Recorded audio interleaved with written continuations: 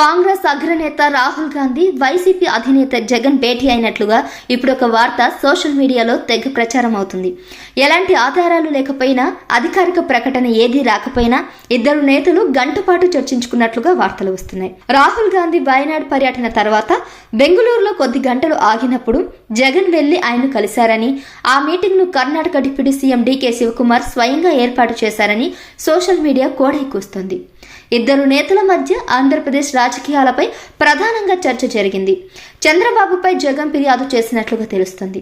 కక్ష సాధింపు మొదలు పెట్టారని, దాని ప్రభావం జాతీయ రాజకీయాల్లో కూడా ఉంటుందని జగన్ ఆయన దృష్టికి తీసుకువెళ్లారు.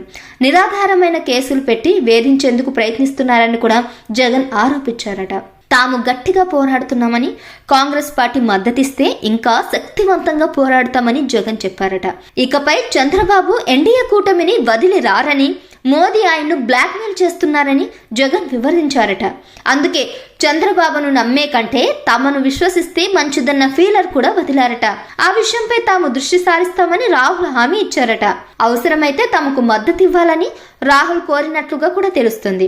ఇది రహస్య భేటీ అయినా సరే వైసీపీ వర్గాల్లో కొంతమేర ఆశలు రేగినట్లుగా చెప్తున్నారు. కాంగ్రెస్ అండ ఉంటే తమకు ఇబ్బందులు తగ్గుతాయని వాళ్ళు భావిస్తున్నారట. రాహుల్ ను జగన్ కలుసుకోవడం వెనుక వేరే కారణాలు ఉన్నాయని కూడా అంటున్నారు.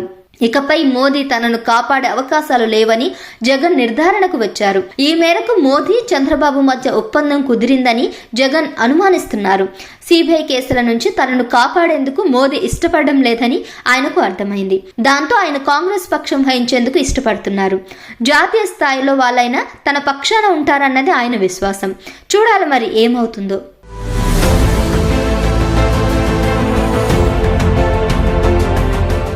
Please subscribe